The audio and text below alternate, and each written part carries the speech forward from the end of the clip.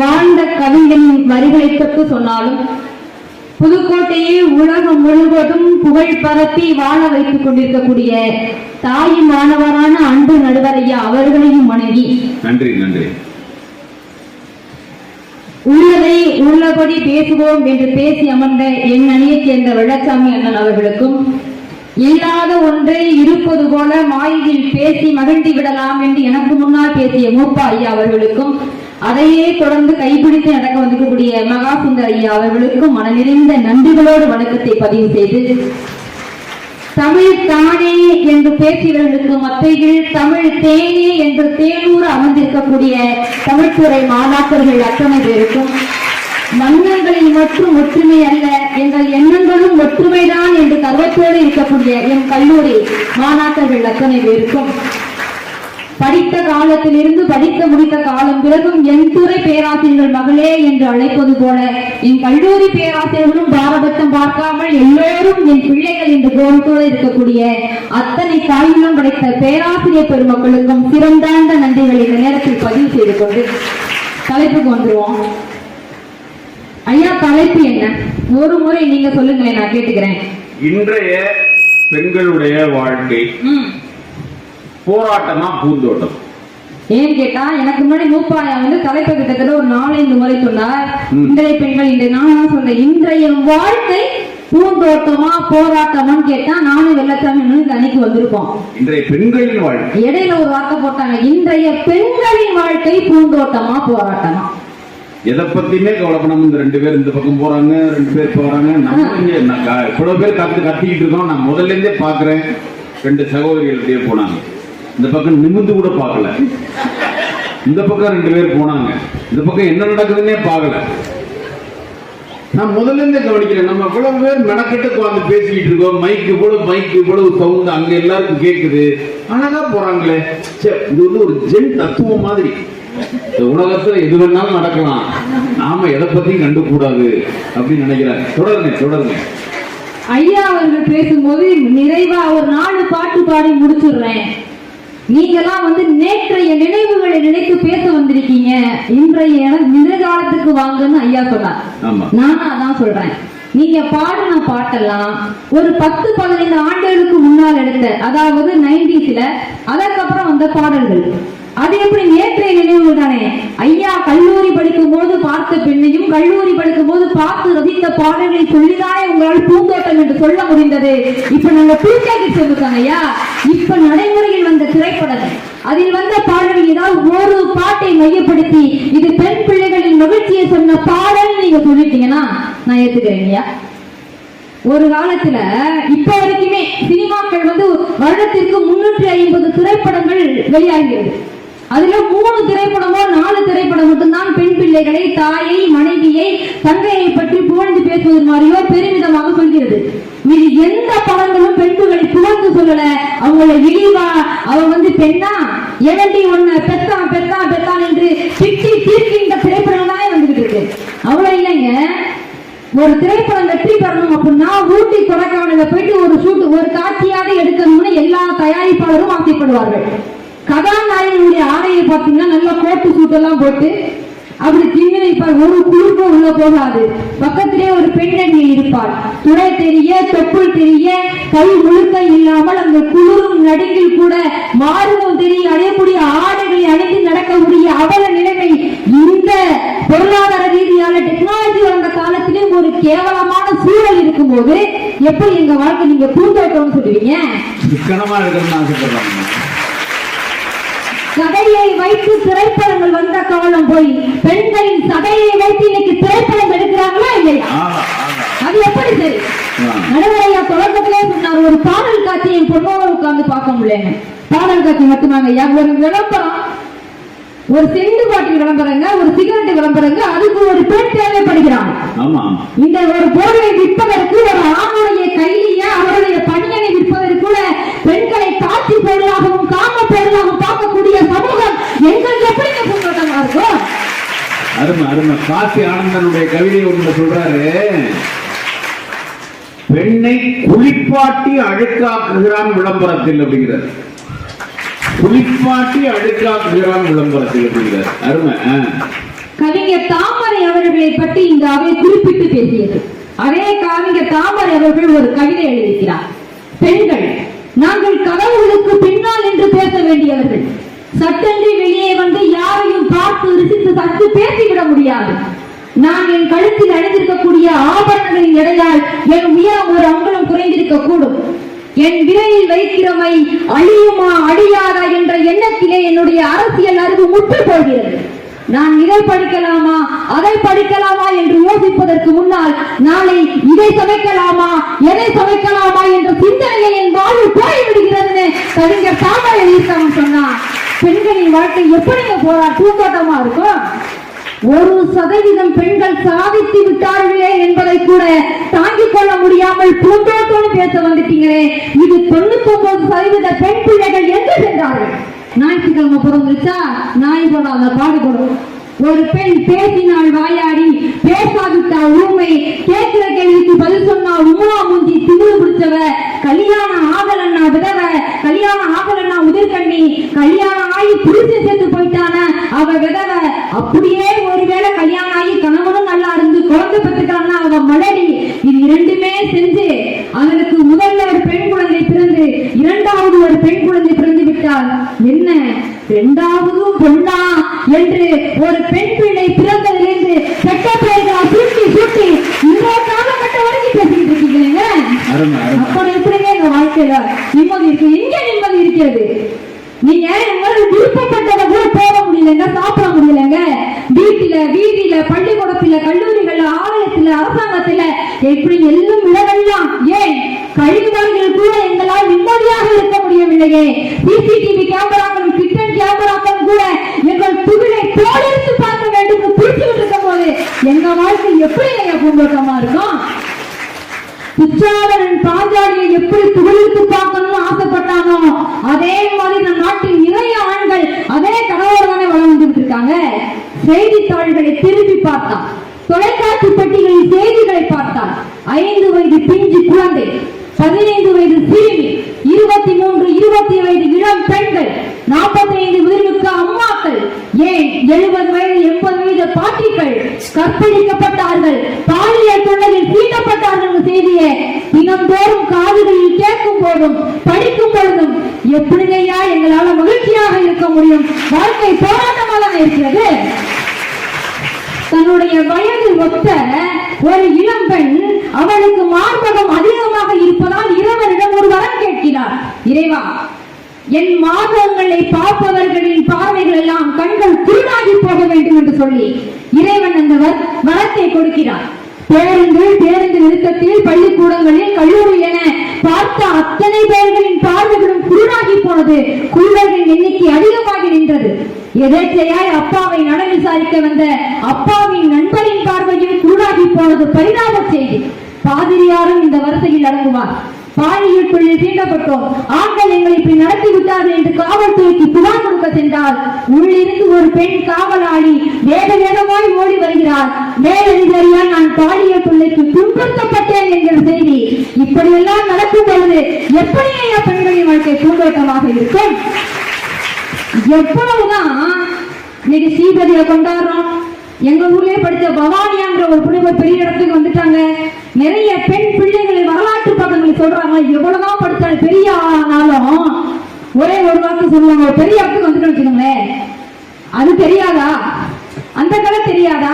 அவ படிச்சிருப்பா, திறமையானதா இருப்பா, அறிவா இருப்பா, உண்மையிலேயே தேர்வு எழுதி வந்து வெற்றி பெற்றிருப்பா. ஒரு பெரிய பெருப்புக்கு, ஒரு பெரிய இடத்துக்கு ஆணை விட ஒரு பெண் வந்து விட்டானா அது தெரியாதா என்ற வார்த்தைக்கு பின்னால் வக்கிரமான எண்ணங்கள் எத்தனை கோடி இருக்கிறது என்பதை தயவு செஞ்சு மறந்தார் இல்லையா?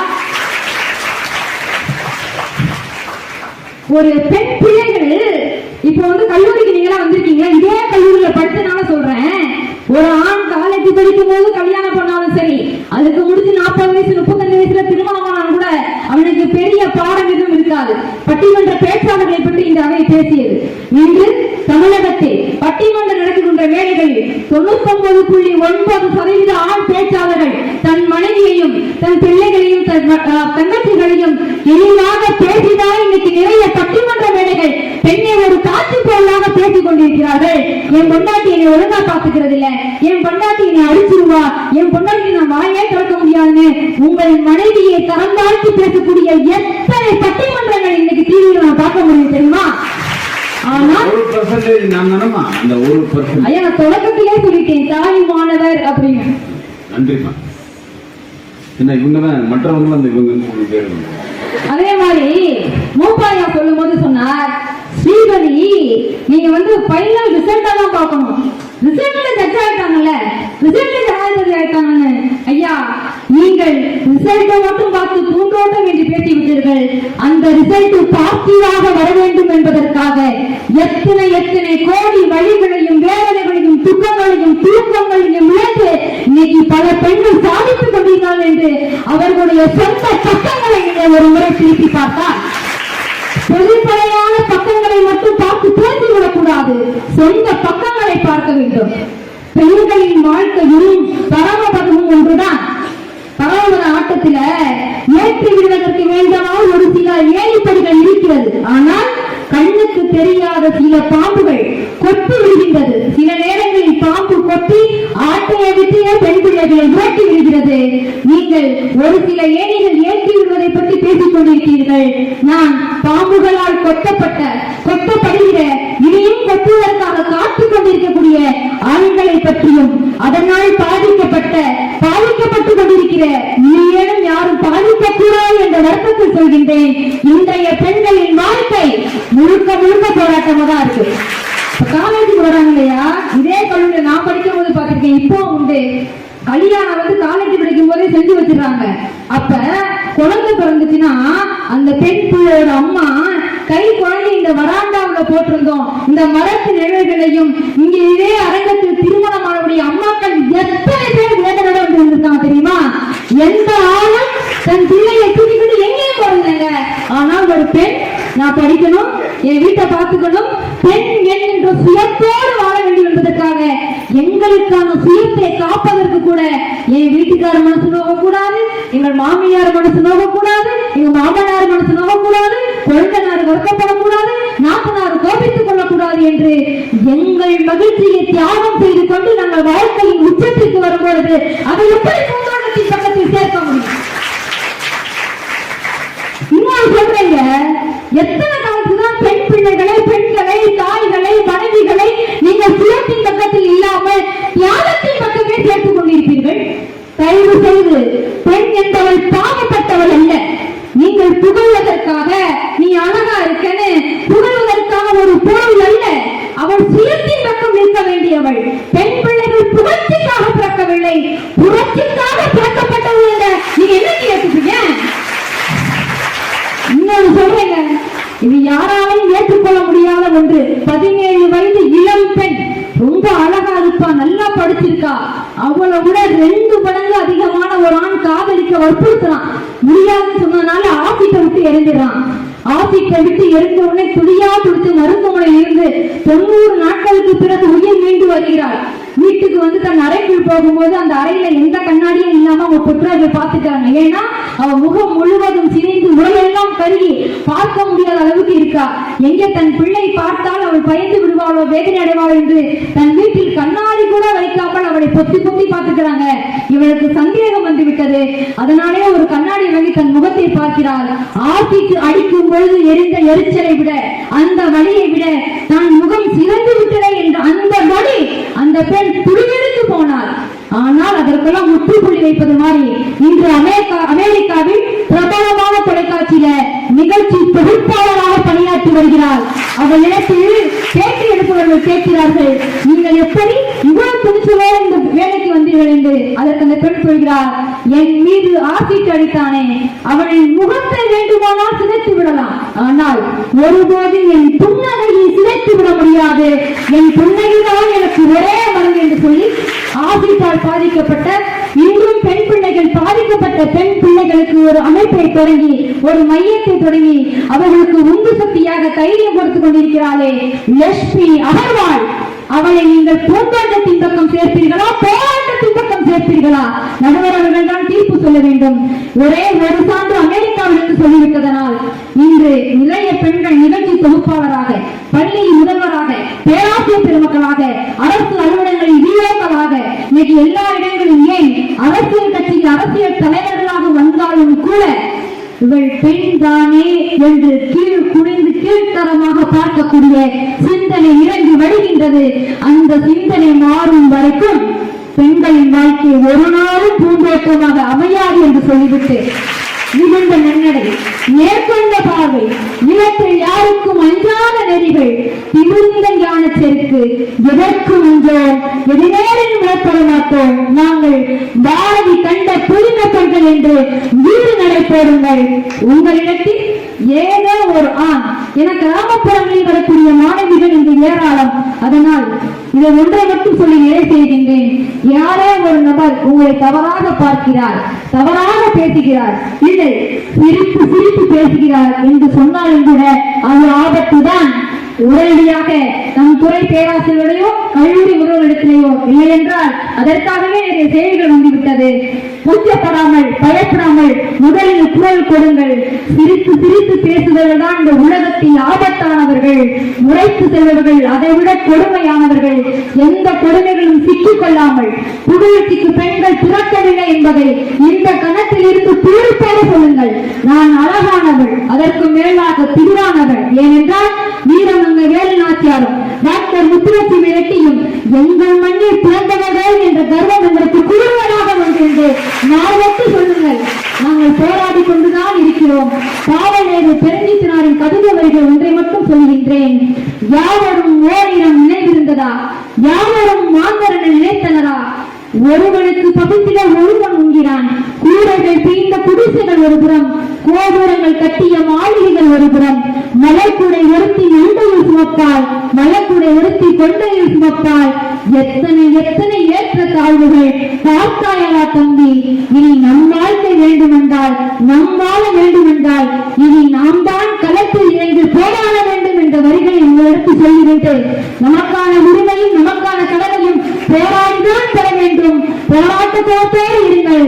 பெண்களின் வாழ்க்கை முழுக்க முழுக்க போராட்டமாகவே இருக்கிறது என்ற வருத்தத்தை சொல்லி இனியாவது பூந்தோட்டமாக மாறட்டும் என்ற வாழ்த்துக்களையும் கூறி உங்களிடமிருந்து விடைபாருகிறேன். நன்றி, வணக்கம். ஒரு பெண் குரல்ல இருந்து பெண்ணை பற்றி படம் பிடிச்சு பேசுறதுங்கிறது அந்த வழி அவங்களுக்குள்ள உணர்ந்த வழி. நாங்க தெரிந்த வழியை மொழிபெயர்க்கிறோம், அவர் அறிந்த வழியை சொல்றார். அவ்வளவு மேடையில ஏறி வந்துட முடியுமா? அவ்வளவு சாதாரணமா விட்டுருவாங்களா? உவே சுவாமிநாதையர் என் சரித்திரம்னு ஒரு நூல் எழுதியிருக்கிறார்.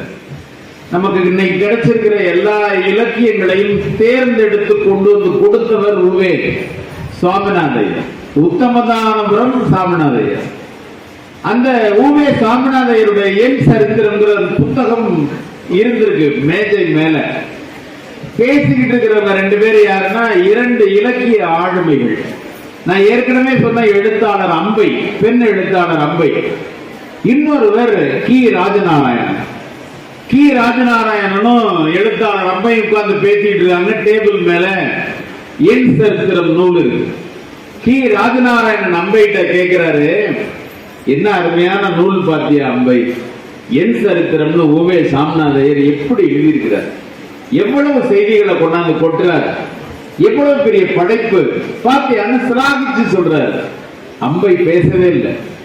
கி ராஜநாராயணன் கேட்கிறாரு, என்ன அம்பை நான் இவ்வளவு சொல்லிட்டு இருக்கேன், ஓவே சாமிநாதையரை பத்தி ஒண்ணுமே சொல்ல மாட்டேங்கிறீங்க அப்படின்னு கேட்கிறப்ப எழுத்தாளர், பெண் எழுத்தாளர் அம்பை சொல்றாங்க, என்னத்தை எழுதியிருக்கிறார், இது என்ன ஒரு புத்தகம், அவர் என்ன எழுதியிருக்கிறார், இவ்வளவு பெரிய புத்தகத்துல வாழ்க்கையை முழுக்க எழுதினவர் ஒரு இடத்தில் கூட தன் மனைவியை பற்றி எழுதலையே, இந்த புத்தகத்துல என்ன மரியாதை இருக்கு என்று அவன் கேட்டான். அப்ப அந்த மனைவி எவ்வளவு கூட இருந்திருப்பாங்க, எவ்வளவு ஒத்துழைப்பு கொடுத்திருப்பாங்க, எவ்வளவு உடன் இருந்திருப்பாங்க. ஆனா அவரை பற்றி ஒரு வரி கூட எழுதாமல் ஒரு புத்தகம் எழுதியிருக்கிறாரு.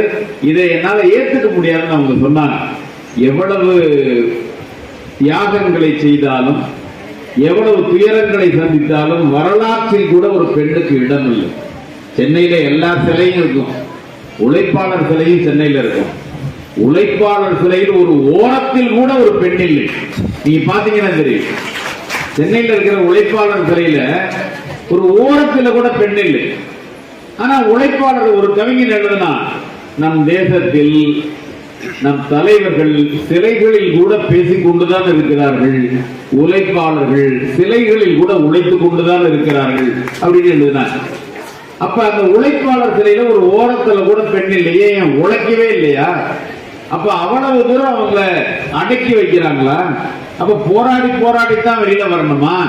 அப்ப வாழ்க்கை போராட்டம் தானா, பூந்தோட்டமா இல்லையா அப்படின்னு நாம நிறைவு செய்ய முடியாது. ஏன்னா